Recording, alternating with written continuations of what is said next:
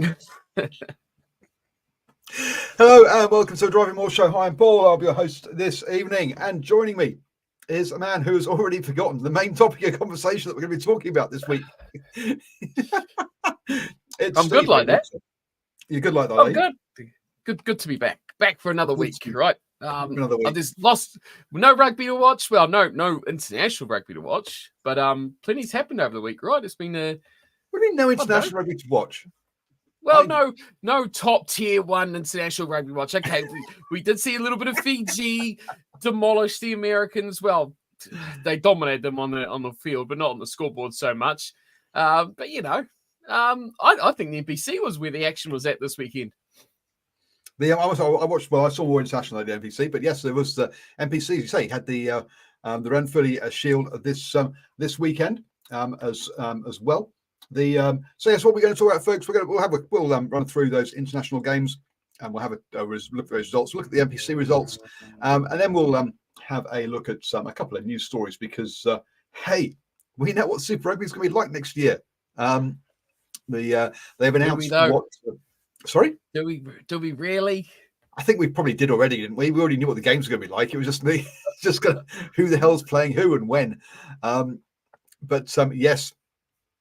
We'll go through that. Otago County's never happened. Okay, all right. Apparently that's what I'm right said. But anyway, we'll kick off with the international side of things. And we had the first round of the finals for the Pacific Nations Cup. Tonga saw off Canada 30-17, as I think we all kind of expected. Look, Canada's not been going great recently. 19-10 at half time, so they'd already got a 2-score lead by half time for Tonga, and went on to a relatively comfortable victory over Canada. It's sad seeing Canada, who at one point was being talked about as in joining the Six Nations before Italy did back in the day. Seeing them kind of quite down where they are now. Next up, Fiji, the USA. Look, at half time, it was 10-3, and but then it kind of blew out in the second half to 22-3 as Fiji saw off the USA. Yeah, the USA just ran out of steam and were outclassed in that one. Yeah, Major League Rugby still isn't perhaps it hasn't. Initially, we saw it kind of improve the international team or the national team for the USA. But it hasn't really kicked on, has it, Steve? I mean, with them missing out the World Cup last time round? Yeah, they're not doing too well, are they, the old Americans? But I watched that game, and it's weird. Like, you just see the scoreboard of that game, and you think, oh, yeah, I thought Fiji would have smoked them. I thought that we were looking, at a 40-plus point thrashing. I thought that's what it would have been. I thought the Americans defended quite well in that game. I look at that sort of game, and to me, watching that game, I feel like the Americans actually played a lot better than the scoreline gave them credit for. I thought they actually didn't play too badly. Their attack was they had a couple of really good chances. They bombed by silly knock-ons or silly passes and silly stuff, amateur stuff, you may say. But defensively, I thought they were very good. I mean, it wasn't probably 100% the best Fijian team, but, I thought they put in a pretty good effort. I thought they actually competed. Like I say, at halftime, there was 7 points in it. It was a decent little matchup, and I thought the Americans could have scored a couple of good tries. They had a couple of major chances. So, it's easy to say it's a bit doom and gloom, but I think there's a little bit of light there. I think the fullback, I can't remember his name, but he was really, really good, and he was one I wasn't familiar with for the Americans. I thought he had a cracking game for the Eagles. So, it's development. It's a long game. They've got to stick with MLR. They've got to get these players coming through the systems and just believe, and that's the way it's going to improve their game, because I feel like it will eventually. Eventually, yeah. Fricker at fullback. Yeah, a name that I'm not particularly familiar with either, to be honest. In the final game of the round, saw Japan see off Samoa. This is the one that I thought Japan would be kind of strong favourites for this one, to be honest with you. But when I saw the rugby forecast, their predictions, I mean, they were predicting Tonga 77.9% to win that game, 93.1% for Fiji to win that game. But Japan Samoa, Japan is slight favourites at 54.7%. So they're expecting this one to be much closer than I was. And look, by halftime it was already 28-13. So you got that 2-score lead there already, or was it even a 3-score lead by that time? And then Japan went on to win it 49 to 27. So a bit of a points fest in this last one. You say the Fiji USA 22 to 3, a much lower scoring affair. So it's going to be interesting this coming weekend with the USA taking on Samoa in the 3rd-4th playoff. You got to say Samoa are going to be favourites in that one, I would say. And then also Japan versus Fiji. It's Japan. They will score more points than you, whereas Fiji much more the kind of the defensive. Not kind of what you kind of think of Fiji, because the defensive kind of powerhouse, and we'll just get enough. I think it'll be it's one of those ones that could very easily blow out and be a real thriller with both sides kind of throwing it around for that one. So those games 7 p.m. on Saturday for the 3rd-4th playoff, and 10 p.m. on Saturday for the Japan versus Fiji. Now, all of these games in Japan. So yes, the games, the opening 2 games kind of didn't have the biggest of crowds. I mean, I wouldn't expect Fiji USA to put a big crowd in Japan, but I think this coming weekend, Japan against Fiji should get a cracking crowd and a good atmosphere. Yeah, it's interesting how many times the cameras cut to Richie Mo'unga in the crowd during that USA Fiji game. If you saw it, it's just like, come on, let's move on with that. I think there was a bit of. I think some of the teams have struggled with the conditions, especially like your Canadas and your Americans struggled a little bit. You notice that they run out of puff, but you could certainly see that they were struggling to keep up pace as those matches were on. But yeah, good for them. Good for the game. Good for them to get out and explode. And I'm looking forward to the final. I think it's the 2 teams we all expected to be in that position, but the way that they've played, I think there's certainly positives that the other sides can take out of it. And I think there's certain question marks. I kind of felt like Samoa probably should have been a bit more competitive in this competition than they have been. And in the end, I think I'm hoping for a good game. And if it is like you say, if it's 2 teams that go out there and saying, I'm going to score more points than you, we end up for the 46, 39 scoreline, I'll be quite happy to watch that. It'll be very entertaining. Hopefully the crowd is right there with it as well. Yep. Interesting to see how this tournament. I mean, the Pacific Nations Cup has had lots of different formats over the years. It's come and gone, and it's in a new window. It's normally been in that mid-year touring window of July or June, and then July. As that window's moved, in a new time slot this year in the Rugby Championship one. Now with the World Rugby Nations Championship coming up and is kicking off in 2026. Will this still be in this slot? Will Japan and Fiji be joining the Rugby Championship? We'll have to see. So maybe we'll only get 2 years of this in this slot, and of course, but we'll wait and see. I guess how that all pans out. Whilst we're on the international rugby, then this coming weekend. Careful, folks, around your timings, because otherwise you could very easily miss the game this weekend, because Wallabies versus New Zealand is at 5:45 p.m. New Zealand time. Okay. So yeah, it's quite a lot of people sort of maybe switching on it, thinking, in Australia must be sort of a 9 o'clock, maybe a 10 o'clock kickoff. Mm-hmm. No, the game will be gone by then. So don't forget to watch. Don't forget, folks, on that one. Because basically the issue with this tournament, talking about Pacific Nations Cup, is that not many people are talking about it. Canada got 7,500 for their home game, but the USA is getting less than 2,500. So yeah, we'll have to see how that one happens. And Trice points out that NRL finals are on in prime time, which might be great. So we've got that game on Saturday, and then also then on Sunday, get up, fry some bacon, get some eggs on, and have a nice fry up, because 9 a.m. New Zealand time is Argentina versus South Africa. So perfect over breakfast. Get yourself a beer and a fry up. Perfect way to start the day with your for that one. I won't be on the beers because I'll be driving down to Tauranga to go watch Les Mis with my daughters in the evening. So I won't be drinking, but I'll be on the coffee.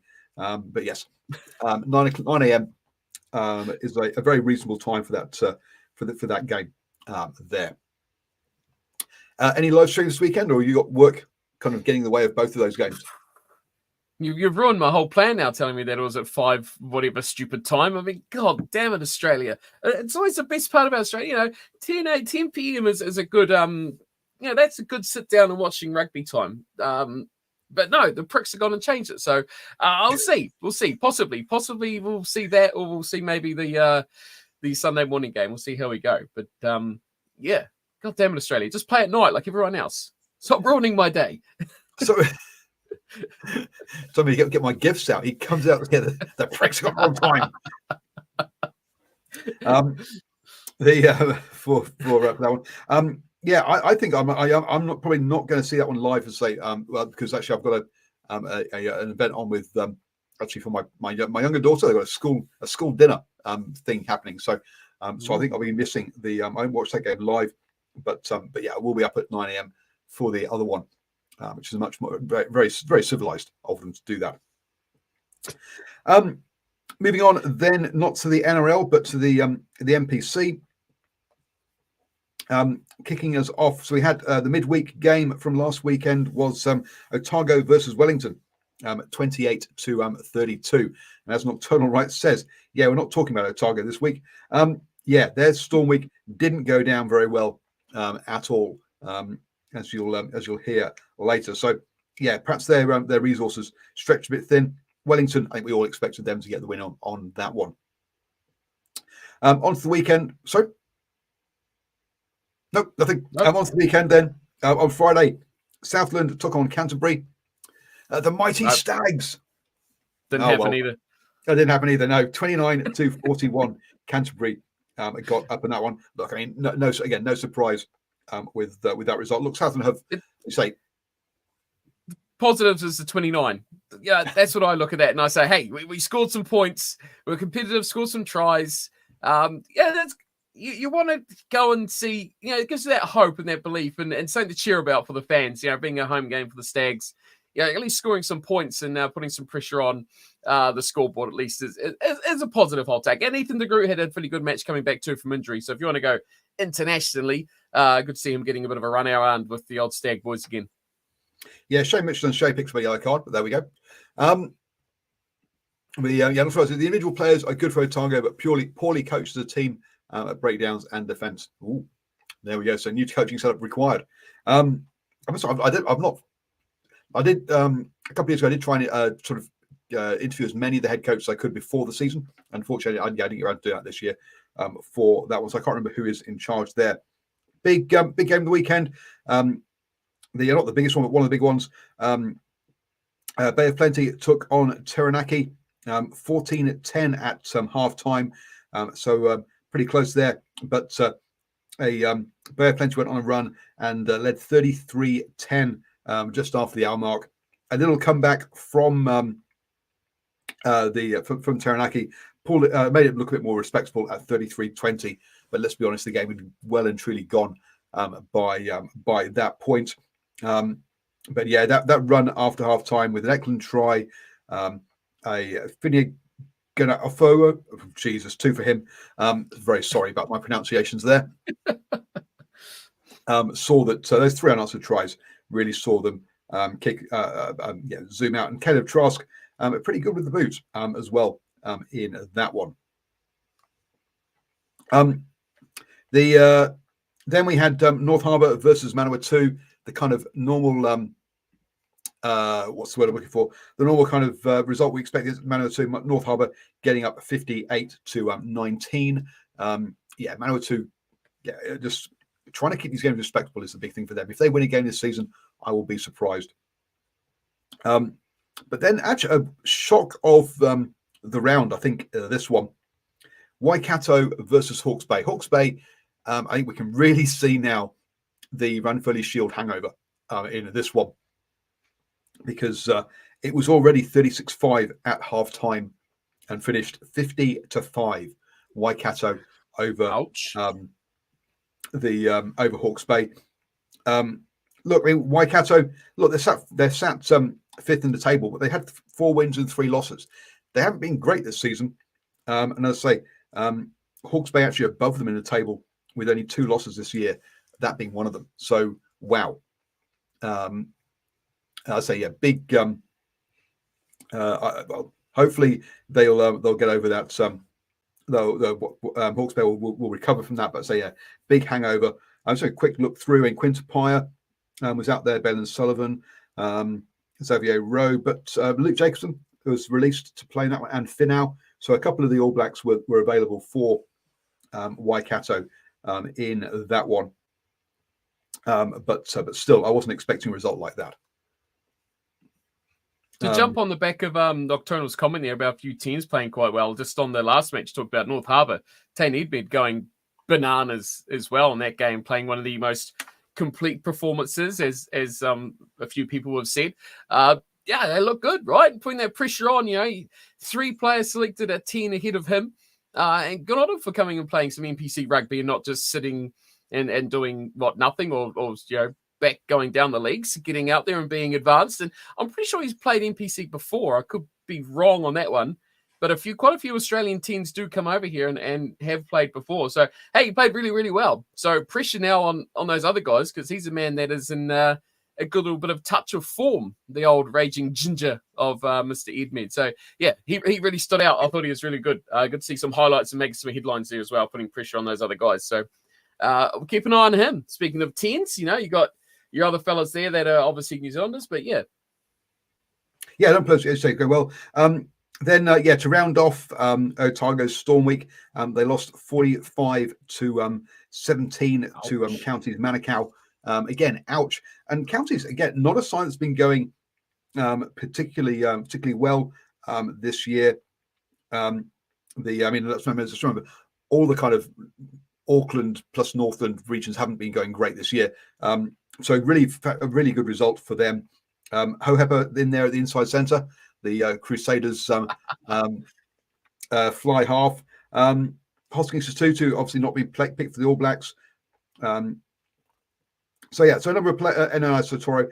But when you look at that, not a they didn't have any particular players released to kind of do that. And also right, Australia club scene is not strong enough. It's also not playing at this time of year. It's the wrong time. I mean, basically there's no rugby for them to play in Australia. But it makes you say, what are all those other players doing? All those other fringe kind of Wallabies players who thought they were, in the mix, haven't been picked. Those guys sitting there. Well, what are they up to? What are they doing? Just nothing. Training. Off to the gym and running around a paddock about. I mean, God, that's what, to me, it's like seeing Tane Edmed actually getting out and trying. Any fringe Wallaby player is good enough for NPC. Surely they could find a gig somewhere. Manawatu surely screaming out for someone with half a decent piece of quality. So, there's a couple come over. Like there's a one playing in Southland as well. There's players from around that are finding spots, and it makes me question, that those other players who are wanting, who are on that sort of cusp. Are they ready? Should an injury crisis happen in the Wallabies? Who's ready? And you look at a guy like Edmed, they can cover a good couple of positions. He's got to be the first name if a fullback goes down or a 10 goes down or even someone in the inside centre to cover. You want a guy who's rugby ready. He's the only name one few names that come up. Yeah, I'm really surprised that particularly sort of the Western Force haven't got themselves a relationship with people like Bay of Plenty, possibly Tasman. Mm-hmm. Maybe not so much Tasman, because Tasman have. The reason I'm saying Tasman is, but the CEO for Bay of Plenty used to be the CEO of Tasman, so there's links there, right? Why am I saying Bay of Plenty? Because remember, Bay of Plenty, pre-COVID, you might remember that some of the Force weren't part of Super Rugby. And he tried to set up Global Rapid Rugby, and one of the teams in that was the China Lions, who were effectively Bay of Plenty Yes. plus 2 Chinese players. So Bay of Plenty got a relationship with Western Force. Also, one of the head coaches from Hawke's Bay went over there, or when the assistant coach went over there to be a coach. So look, it's not like they haven't got connections. So I'm a bit surprised some of their players aren't over playing in some of these teams. So before we get to the big game though, Northland versus Auckland. Auckland got up on that one 17-24. Finally, I'd say they're at 5-12 at half time, but managed to sort of hold on. It did go out. It went out to 5-24 before Northland gave a bit of a comeback to make it perhaps a bit closer than it possibly could have been. But a really important win for Auckland, especially as they're the next ones to have a go at the Ranfurly Shield when they play the holders in a couple of weeks' time. But 2 wins and 4 losses in their 6 games so far. That's not what Aucklanders are used to, folks. So the big game of the weekend then was the Ranfurly Shield game, where Tasman had their first ever defence of the Shield up against Wellington. Wellington, as we've already mentioned, were on a storm week, so they were going to be a bit knackered after playing Otago midweek. And it was a cagey affair in the first half, 8-3 at half-time there, with a late penalty, the only points for the Lions. Come into the second half, and it was a 1-point game not long after the hour mark. Golden Bishop missed the conversion to take the lead for the for Wellington. It was 16-15, and then a couple of late tries in the last 10 minutes for Tasman saw them pull away to what was perhaps a bit more comfortable on the scoreboard than it was necessarily in the actually on the pitch for Tasman to have their first to win their first ever Shield defence. So good for them to get their game under the belt. It was an amazing game. That was a cracking game. What I think I enjoyed the most about that game was the fact that the first half, you knew the crowd was there, and they were making a bit of noise. I was like, oh yeah, the crowd's all right. But as that game wore on, and as that game got closer and tighter and more towards the end, that crowd just got louder and louder and more. Maybe the Beesies were playing a part, but you see a lot of crowds where the game starts and they're like, erupting, and it's like, wow, this crowd's cool. And then they kind of fade away towards the end.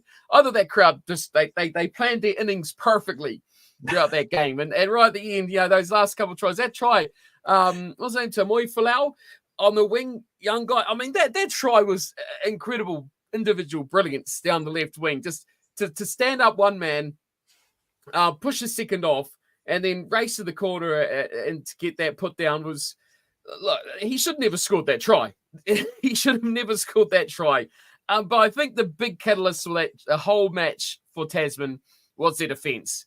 A number of times that Wellington should have scored just by last-ditch tackles, big hits, held up. I mean, as much as I hate Finney Christie, I think he was pretty prevalent in that game for Tasman. A number of players just putting in that, call it the allure of the Shield or whatever it may be, but just that extra little 2% sometimes makes so much difference. That chase that maybe if that was just a normal round robin game, they would have let that guy score. They wouldn't have put in that dive. They wouldn't have put in that little bit extra effort. I don't know what it was, but there was some incredible defense at the end there. Well, throughout that whole game, but definitely those last 2 tries, especially that one down the left side, incredible try, great atmosphere. The only thing I question though is they've built a big building behind one of the ends posts. I wonder how many windows they go through there, or they've got some special glass, because every time I saw someone take a kick, I'm like, he's going to just smash that straight into the windows. I don't understand it, but hey, great atmosphere, cool stadium, cool crowd, packed house. Well done, Tasman. It's good to see not only the defense, but it's good to see the passion. It's good to see that this determination, that grit. And I hope they keep it against Auckland. I will be definitely jumping on that bandwagon for sure. A couple of players in Billy Proctor, Ruben Love back for Wellington for this game. Obviously not playing much for the All Blacks. Again, you didn't want to. Should they be what's the word I'm looking for? Do you really want the All Blacks being parachuted in for these kind of important games? I know they need game time if they get selected for but this is a Shield game. But yeah, it's a little shot in the arm there for the Lions, but wasn't enough in the end. Coming up, yeah, it's interesting. Before you go on, who was saying it? Nocturnal saying about George Bowe getting withdrawn from the game on Sunday for the All Blacks, but in the same breath of that, obviously to save him from getting injured. Whereas now Ruben Love is suspected to be out for some time with an injury that he sustained in that game. Sure, I guess you'll probably say Bower is a bit more of an important player, a bit more of a bigger cog in that wheel, but it's that risk of getting match fitness, but you're playing in a full contact proper game, right? So the risk of injury is pretty big. So, good with the bad. Maybe they get a little bit of fitness, but it could hurt them in a long time. He could be out for a while. Yep. On that one, and on top of because I see Tuipulotu's back for the All Blacks, but I don't think I don't know if Iwani is back yet for them. On Iwani, no, Perifeta, sorry, back for them. Looking forward anyway for the NPC midweek game, which I'm sure we'll all be dialing into, is Manawatu versus Southland. Steve will, because that'll be a good points fest for Southland there. How bad? Well, Manawatu's defense is horrid, isn't it? I expect the Stags to run rampant. I think this could be the biggest Stags victory of the season. That they just watching that game, I saw how well Edmund played for North Harbour, and I thought I'll check out a bit of how that match went. And boy, I mean, some players play well, but when it's just easy to shrug off a tackle and just literally run forward, and they just keep running. And they're going to fall off you. It just makes you go, did he play really well, or is the defense really that bad? I mean, I'm a bit worried for Manawatu. I really am. Come on, Stags put 50 on them. Yeah, I mean, look, points difference this year, Otago minus 56, Southland minus 51, Northland minus 59. They're the worst, apart from Manawatu, minus 163. 3 times worse than the other. So, yes. It's going to be a tough one I think it's going to be a tough season for them. Is that Manawatu at home? Manawatu at home, yes. Okay. Friday night's game is could be a cracker, but we'll have to wait and see which Hawke's Bay are going to turn up. The one that's hung over from the Ranfurly Shield, or the one that's actually back up and running. Because Hawke's Bay versus Taranaki. Taranaki will not go easy on them. That's a tough game for them there. Also, these two teams have got history of meeting in finals and stuff. These two, in recent times. So, Hawke's Bay, Taranaki, a really good game on Friday night.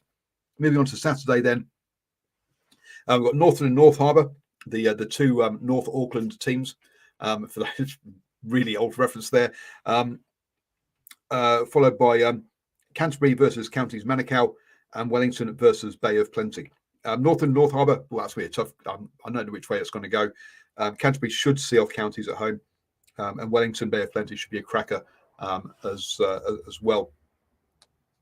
Moving on to Sunday, then Waikato off their 50 points game against Tasman, who are coming off the back. Okay, this is one of those things where we'll see what Tasman are made of, because quite often the Ranfurly Shield teams, when they go away, when they go away, they tend to get lower performances than when they're actually playing ones.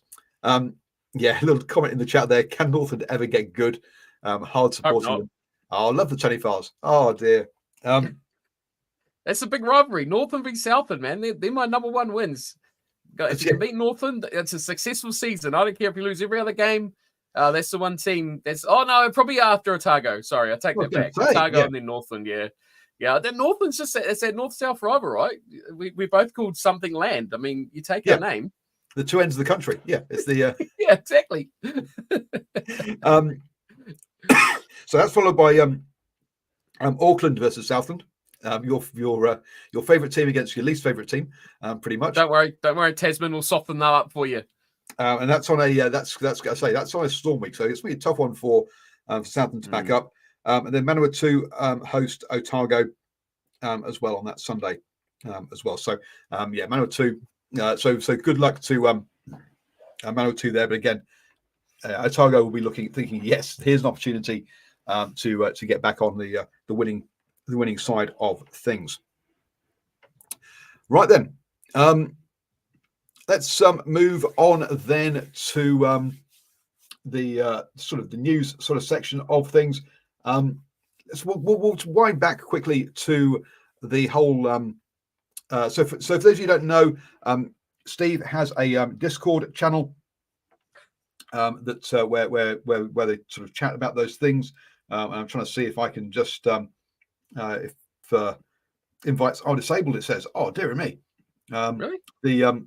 If you could throw in the chat the link for it. But yeah, Stephen, there's like, what was Paul talking about last week? I can't see any reference to it being every 4 years. It's every 2 years. Well, it depends which bloody news articles you're listening to. Yes. Or reading. The ones I've read, when they're talking about the South African people talking about it, or the South African administrators, they're talking about 2026 and 2030. You then read about I said Steve Waugh. That's not it. He's the cricketer. But the Australian, yes, thank you. The Australian administrator, and he goes and says, 26, 28, and 30, we're not having Super Rugby. But hang on, really? Because those other guys didn't even mention that one in between. So at the moment, let's be honest, the thing at the moment is what's happened is like 2026 is when they're looking at doing it the first time, and they think, right, we haven't got a clue, we haven't really got everything thought up yet, but oh shit, we have to quickly go out to market because we need to get our TV contracts in because 2 years isn't very long away. We need to quickly build up some hype around this, so we actually want to buy this. And so they've gone and announced it ahead of time before they've actually really figured out what the hell and agreed everything with everybody and know what's going on, because they want to build hype. This is my guess anyway. They want to build hype. They want to actually figure out what the market is, how much this is going to cost. So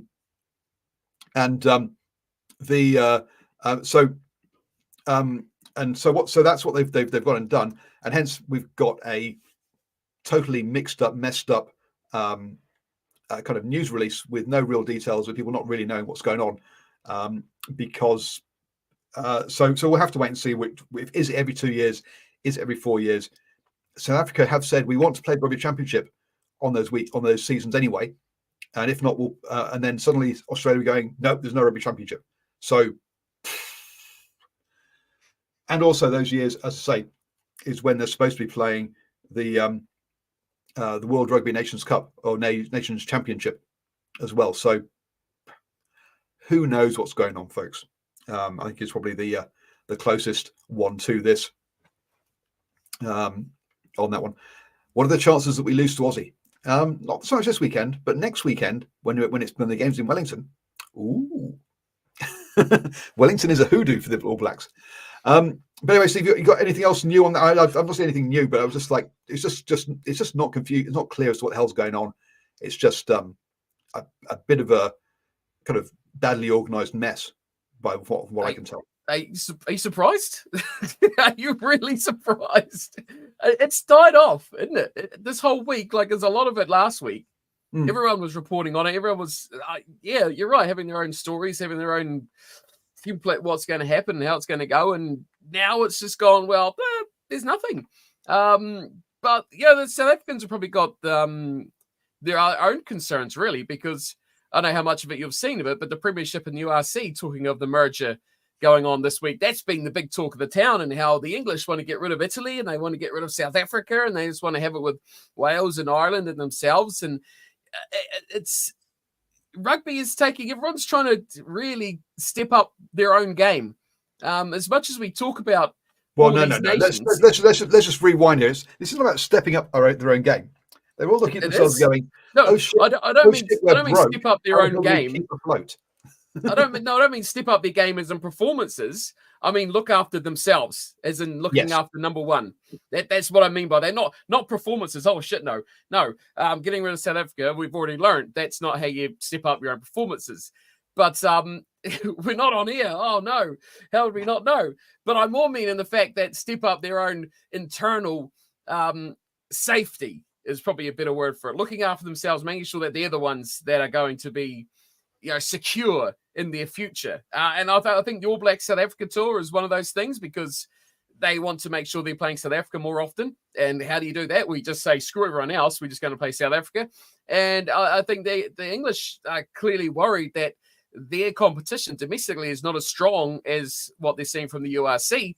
And so they're trying to jump in on that. But, everyone's throwing this right back in the face of the English as well. So as a part of it, everyone had their own vote and everyone has their own say, and everyone's gone, no, we want Italy and we want South Africa. The Irish, the Welsh have all said that, and England's kind of gone, oh, well, shit. that was fun for a week. So I listened to a rugby podcast, a Welsh rugby podcast called The Attacking Scrum, and for about the past 5, 6, maybe 10 years, I've been listening. However long I've been listening to it, they're always going, oh, if only when professional rugby started, we accepted having 4 teams or whatever it was in the British league, in the English league, it would all been good. And Anglo Welsh games are where we want to be. So they're crying out for basically leaving the URC, leaving Italy, leaving South Africa, leaving Scotland, leaving Ireland. They don't want any of those. They just want to have the Anglo Welsh league. So there is a possibility that might happen.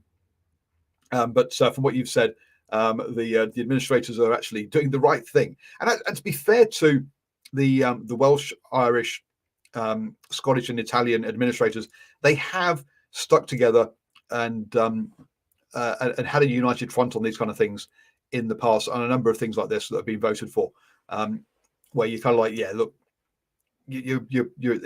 whereas England does seem to try this kind of divide and conquer part of it. Shane O'Farrell says, for me, it's just England being jealous that their league is crap. Most of the nations want to keep Italy and South Africa in. It's not so much about England being jealous that the league is crap. It's England realizing that, hey, we're not making any money anymore and we're going bust. And let's be blunt here. The Welsh ones aren't on that flush with cash either. Scotland has got themselves in a new CEO. One of his first jobs is going to be, oh geez, how do we balance these books, boys? Look, a lot of unions around the world, with the exception of basically Japan and France, maybe South Africa to a degree actually, are really short on cash and are struggling. The way South Africa managed to sort this out is to say, right, all our expensive players go overseas. We can't afford you. Yeah.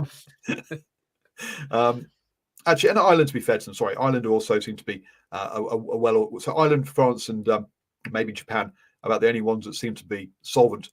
And Japan, it's not through any good design; it's just through having big companies and a big economy. The actual administration there is a disaster. The companies that run the clubs are in a much better sort of way, but and they're all fine. But the actual administrators, as we saw with how they went about setting up the Sunwolves, love them to bits, so badly organised. Like 6 months before the competition, we have got players. Can you name any? No, but we've got players. That was what? Anyway, so look, we'll see what if or when and how this all pans out. But it all just looks like a bit of a mess. Market correction, says Nocturnal Rights. Yeah. The problem with rugby is that they totally rely on TV rights. Okay.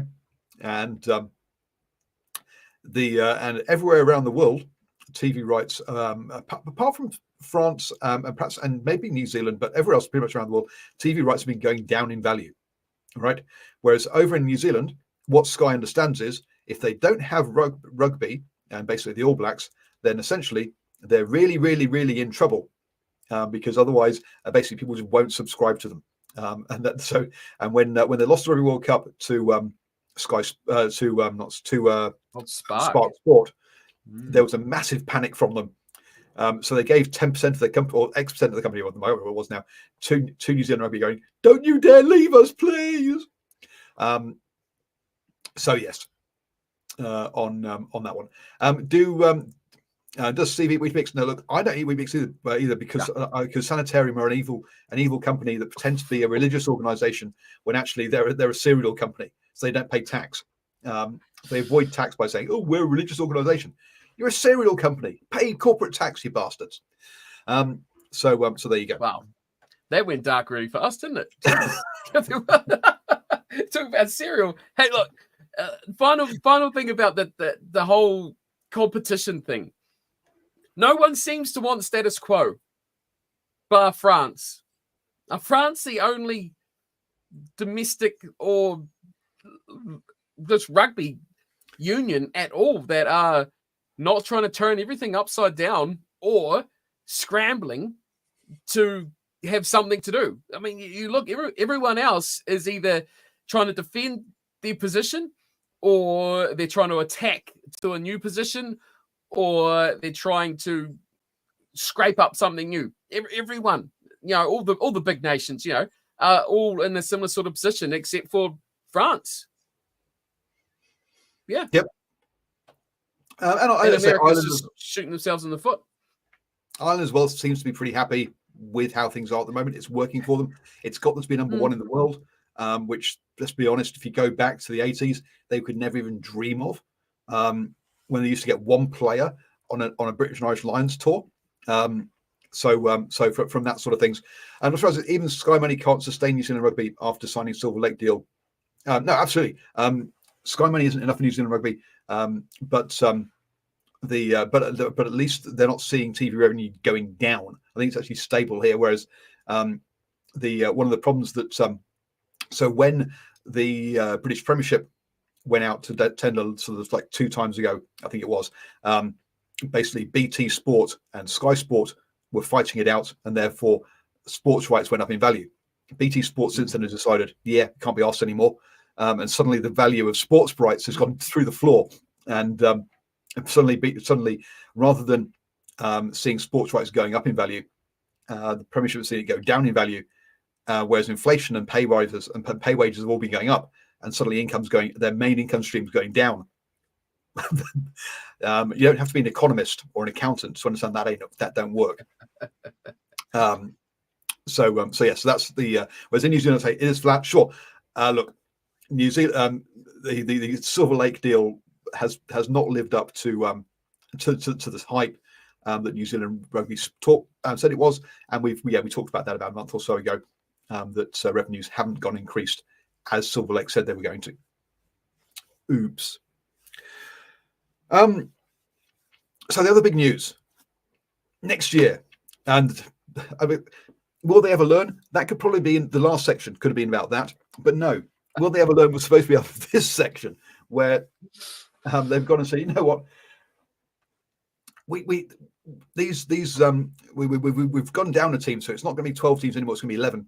So we absolutely must have a different final series, because keeping things the same, as you said, is just not how we do things in rugby. No, we have to change things.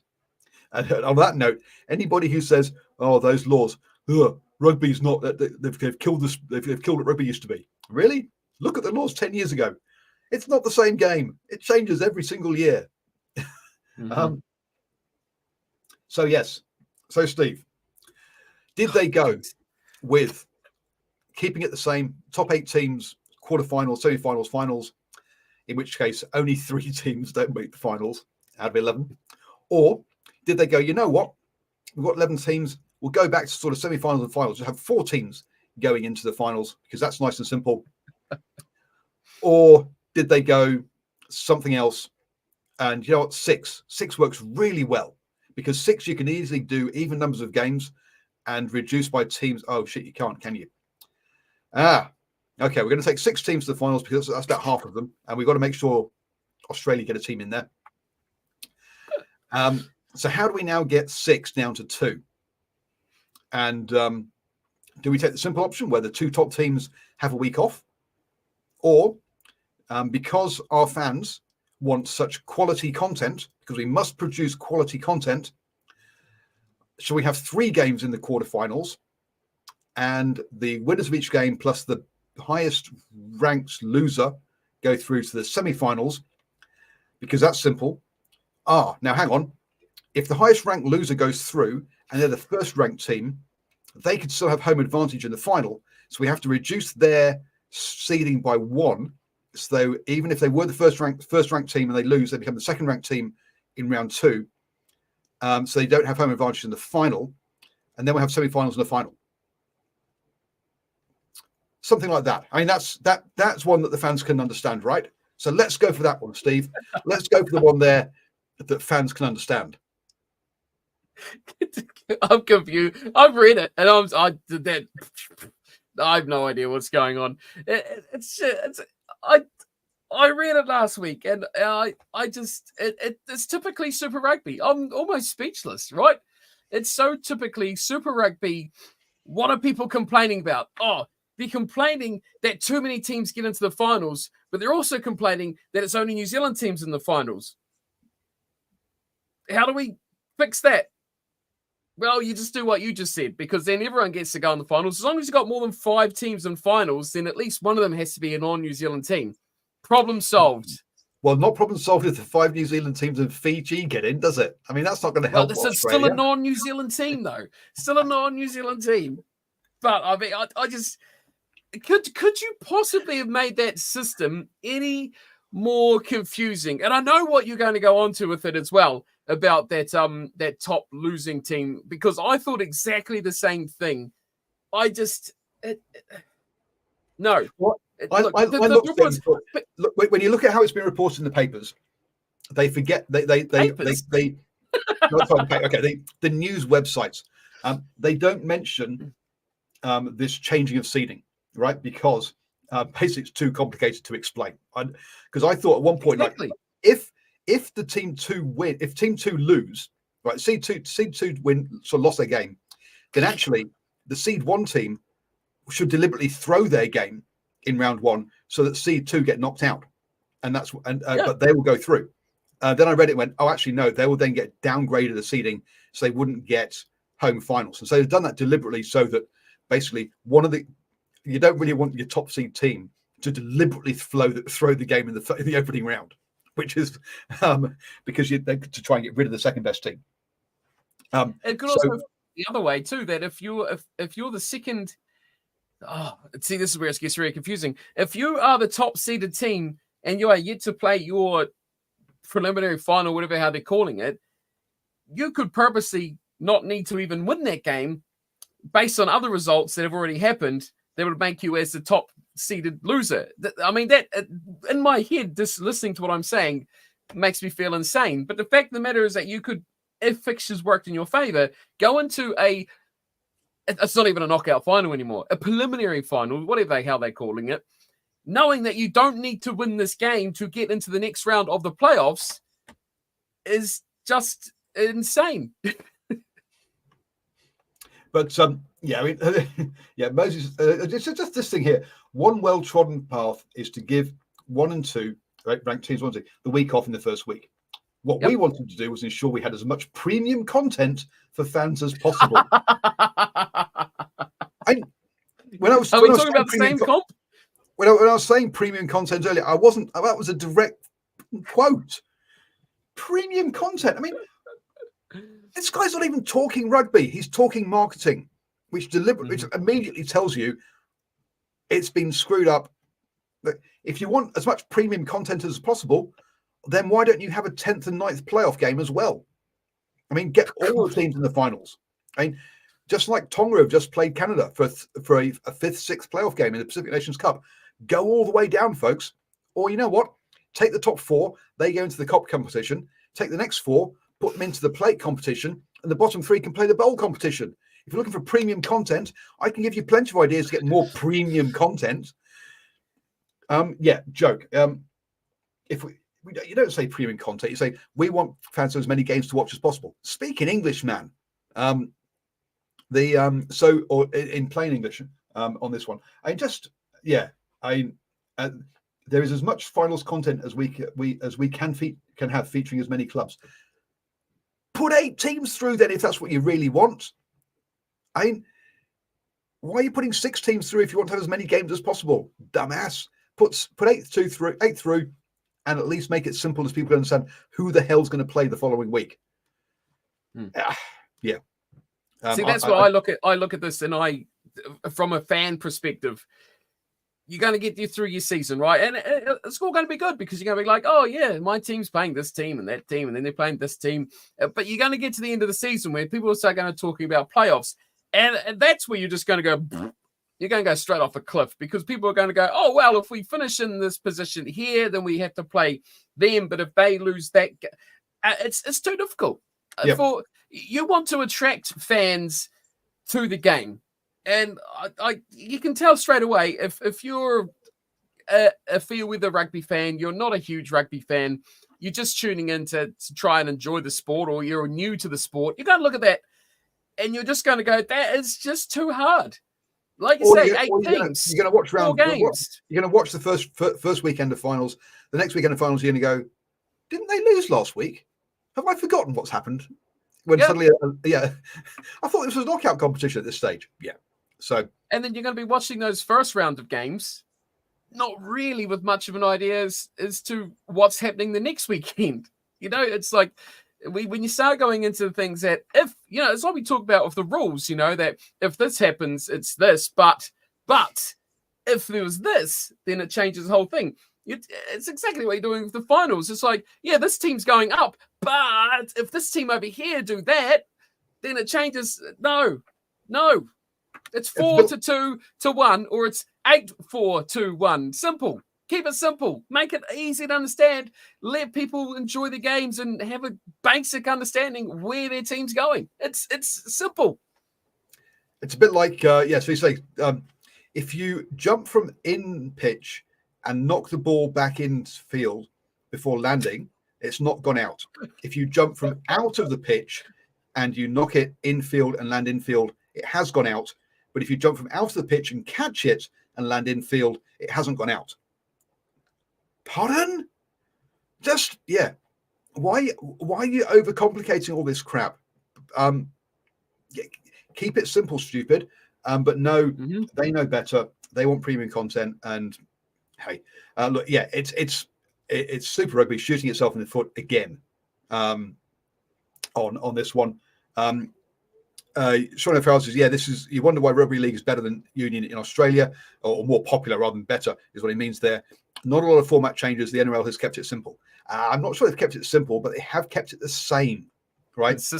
Consistent. So yes, they had a similar thing to like this where they had best losers, or if the didn't, or highest ranked losers didn't get knocked out, and then they went, that's actually confusing people. So what we'll do is this one where one game is a knockout game, the other game isn't. It's a qualifying game for whether you skip a week or not a week. But yeah, they've had maybe 3 finals formats in their history in the last. Whereas how many formats has Super Rugby had? Oh my God! And this isn't the most complicated one. I know you said on Discord this was the worst one you've seen. This isn't the worst they've done, to be honest. Super 15s, where you've got 4 conferences, where the winner of each conference goes through. So the South Africa 1, South Africa 2, Australia and New Zealand. Then the 3 best non-first place teams out of Australia and New Zealand conferences goes through, and the 1 best not first place team out of South Africa 1 and South Africa 2 goes through. Why?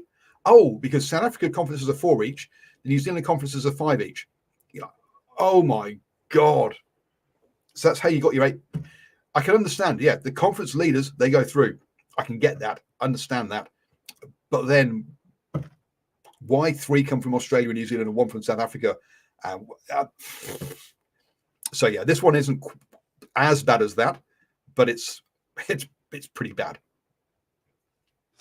I don't know. I didn't find that one too bad. I get it's confusing, but the thing is, that one was confusing during the regular season, right? Yes. And then you got to the final and you're like, hey, that team's made it. This team's made it. Here's your 8. Okay, simple. We'll get 8. 8's always a good way to work. This one's the opposite. You kind of cruise through the regular season, knowing that you got to get in the top 6. That's the easy part. It's then when it goes from the 6 to whatever, that's when it goes completely to hell. But yeah, I get your point. I remember that. That was it was confusing, but they did do that for, how many years did they do that for? 4? 3 or 4 seasons? I do agree. If they did something like this and stuck with it for 10 years, or like the NRL, it's been around for, 30 odd years of consistency of formats or similar, yeah, it's fine because people learn it, they understand it. But is Super Rugby going to be around in 2 years? Is this format going to be around in 1 year? Probably not. It'll probably be changed because who the hell knows what's going to happen in the next 12 months. Yeah. So 5 years we had Super 15 for 2011 to 2015. 5 years. On that one, it was, but they didn't help themselves by they then had you kept on seeing on TV this combined 15 team table. You're like, but that has no relevance to how anybody qualifies for finals. So why are you even showing it? All you're showing is teams with more points are not going through when teams with less points are. Stop showing a format that doesn't matter. You know why they do that though? They do that because it stands out and they are reactional to complaints. People are complaining that they don't like conferences. Well, let's just smoke them all into a big table, even though it means nothing, but we'll make those people happy. Shockers. Yeah, a few comments in the live chat that Sean thinks it'll be Super Rugby again in 4 years. Nocturnal Rights was saying there's rumours it will happen. Super Rugby will disappear in 2 years, in a couple of years. So yes, quite what Super Rugby will look like in a couple of years' time, I've got no idea. But at the end of the day, New Zealand Rugby cannot afford to have more than 5 professional teams, right? So those people who are thinking, they'll end up with we'll go back to NPC and we'll have 10 professional teams or whatever, or 14 professional teams. Now, there just isn't the money here. There isn't the economy, the fan base here to support that many teams. So how, if Super Rugby dies, New Zealand Rugby is in a very, very bad situation. Do they end up as like South Africa, where their players go overseas? I don't know. But Aussies are in a hole with no Super Rugby. Absolutely. Australia needs Super Rugby as well.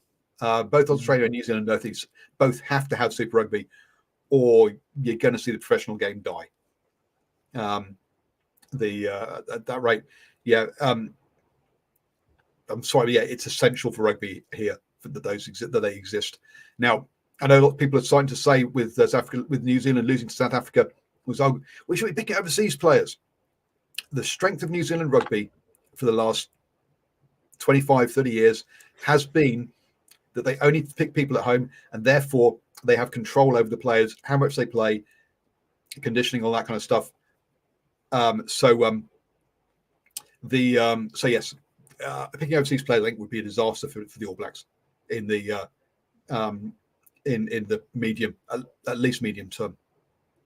It'll be a disaster for the whole game, I reckon, in New Zealand, because you're going to lose so many players. So, hey, should Super Rugby continue, but you pick overseas players, you're going to get a massive loss of players, which is going to lower the quality of the game here, which is going to lower the interest of the game here. I think it will have a lot more of a drop-off effect, not just at the top level or next step down.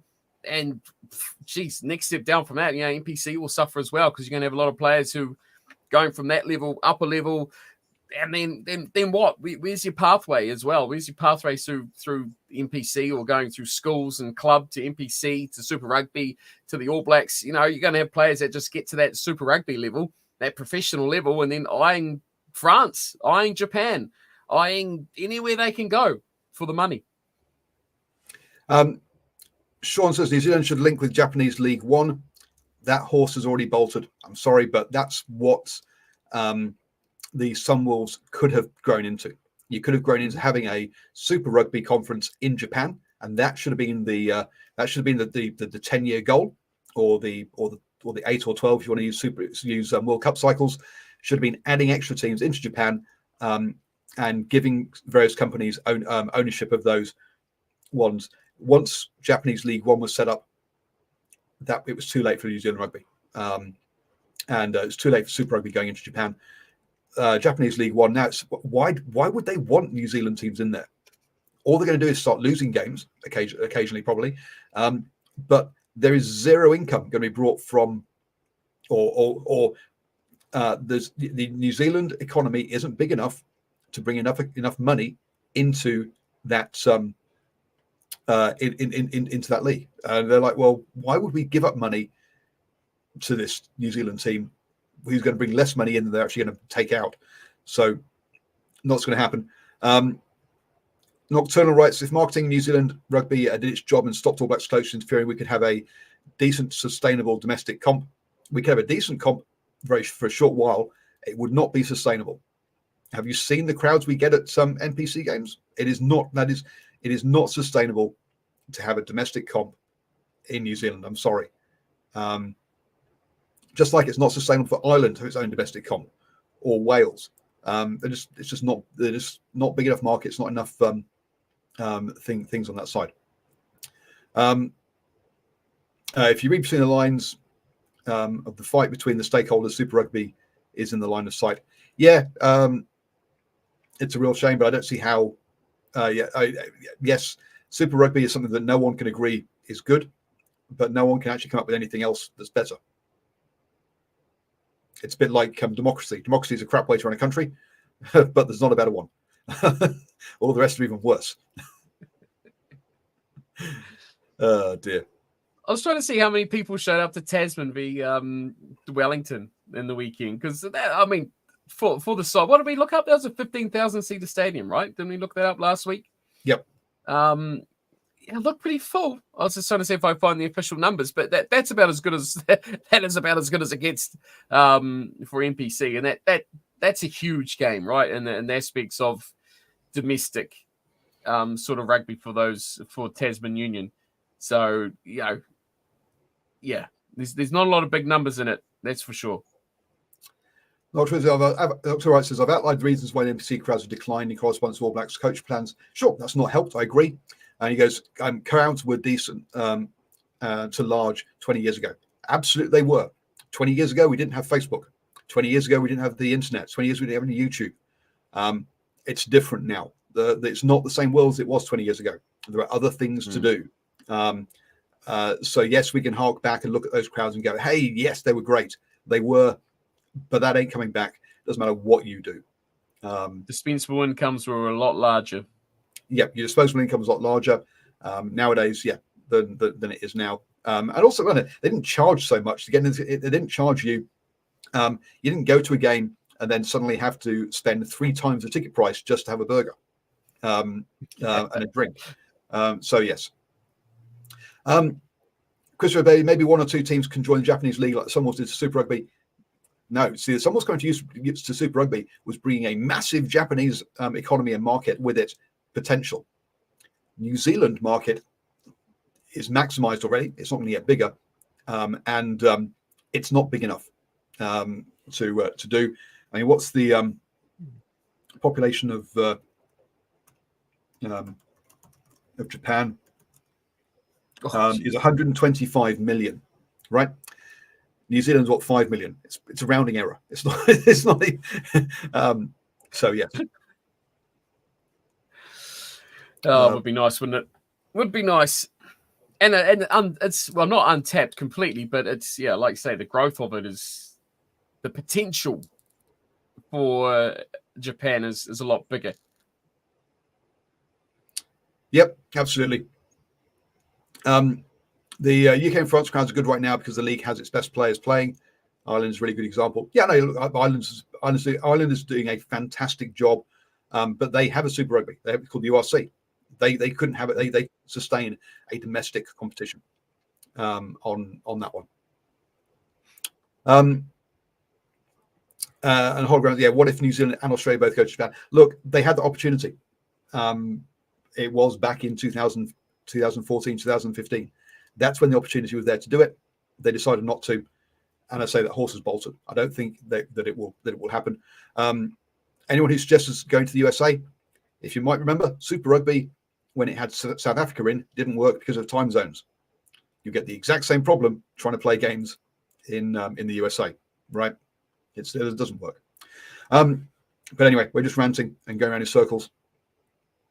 How about New Zealand and Australia just don't suck? And stands out don't suck. How about that? How about that for an option? That sounds like a great idea for me.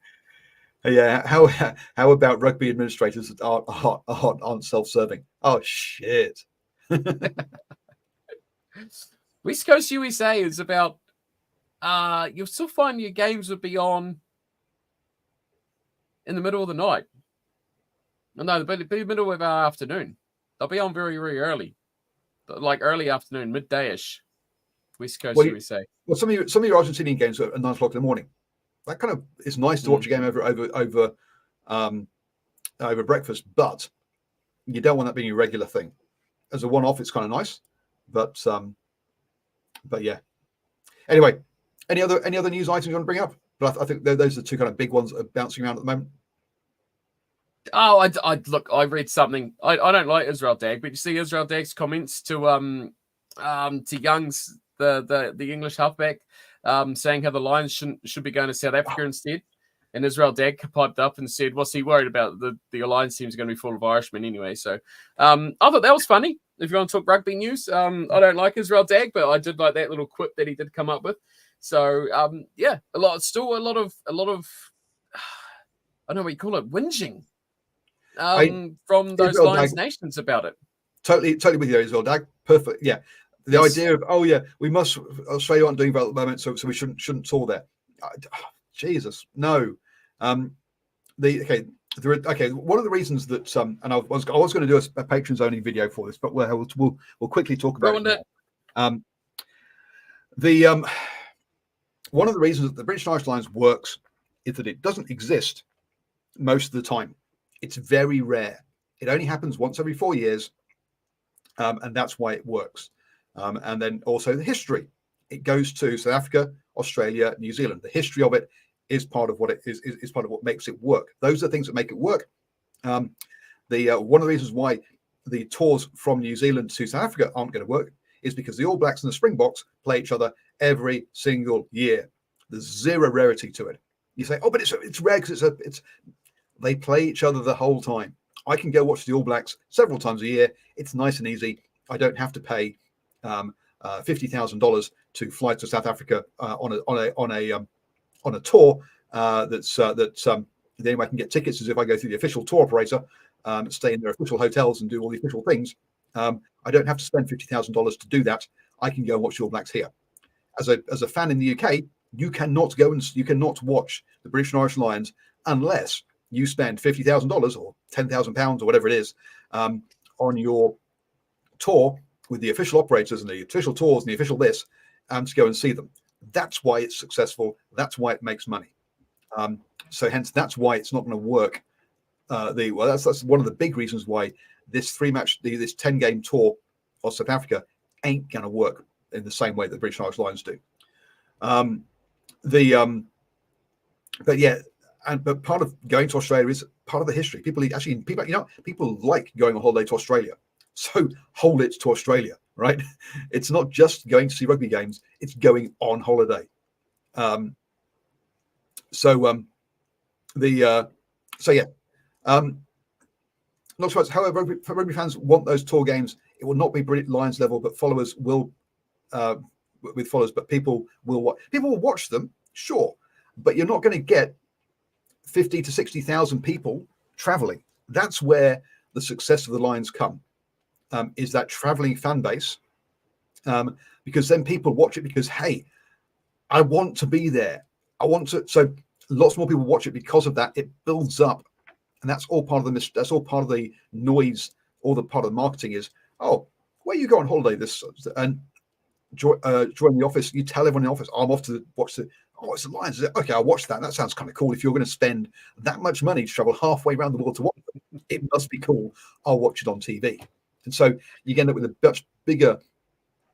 The traveling fan base grows that TV fan base as well.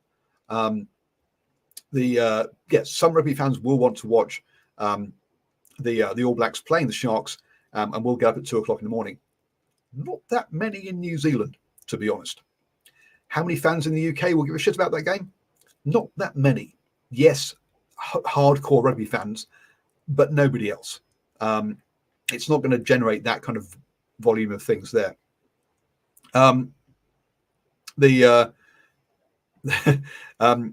right. Lions Tour playing non-test games against C sides are a turn off. It's basically fraud for the Lions supporters. I don't know. I thought remember the British Irish Lions lost to the provincial 15 up in Whangarei. Admittedly, they'd only got off the airplane 16 hours earlier or something stupid, or 20 or 48 hours earlier, so they're all jet lagged. But yes. Yeah, look, a lot of the stuff around the British Irish Lions nowadays is marketing and is just about scraping money out of people. It's not about actually the proper traditions of the whole thing at the end of the day on that side. But so I've ranted on that one. But yeah, no, they definitely should go to Australia. Struck a chord. That's all I was trying for. All I was just jumping on is Israel Dagg's comment. I agree with him. That's about it. I think, look, Ben Young's just shut up.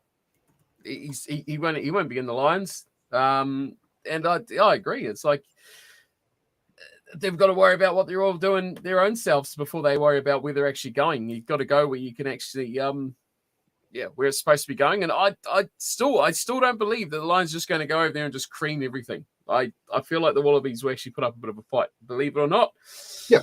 Let's clip that. Next year, if I'm right, I can rub it in everyone's faces. And again, Lions last tour to Australia was like, look, again, people will get up in the middle of the night for those Lions games, but because they only happen once every 4 years, right? Whereas the Lions don't exist for 3 out of 4 years. They only exist for 2 months every 4 years. They don't. Whereas the All Blacks exist for like 5 months a year, and so you see them all the time. It doesn't have the same scarcity value, and that's where the cash is. The cash is on scarce things. Scarcity drives up value. Frequency does not. It drives down the value at the end of the day. Oversaturation.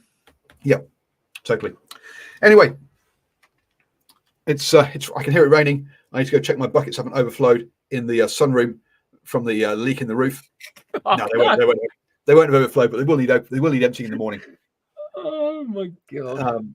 On this one, so yes, looking at that, and down south your way, Steve. Please be careful. Don't get snowed in. The weather warnings are pretty nasty down there by the looks of things. Look, you should know by you've watched this whole show being based on how bullshit the media is. Surely you've learned enough to know that you don't read everything you see on the bloody websites. Surely not. The severe weather outlook for the Met Service says load of crap. You've been down this way of the world, right? You've been down here, yeah? No. Really? Look, okay. So over Invercargill, currently there is a heavy snow watch. Fiordland, Southland, Southern Otago, and Stewart Island. Right. Periods of heavy snow above 300 meters. Okay, you're not above 300 meters. That's the difference. It's beautiful and sunny out there. Well, it's not sunny, it's dark, but there's no rain. It's dry. I can report that weather is nice. No, look, it'll be snowing up country a bit where it lifts up a bit. There's always snow. That's the first place that they get it. But down here, I'll be fine. Note, some snow may affect areas down to near sea level. Tuesday morning. So you might have a little bit of snow tomorrow. So so what we want to have, everybody, let's make sure that Cornflake, look, if you're having snowball fights tomorrow, we want to see the videos on the old video yourself having a snowball fight, and we'll put it on next week. Everybody have a great week, stay safe, and let's hope that Steve doesn't freeze to death before then. Night all.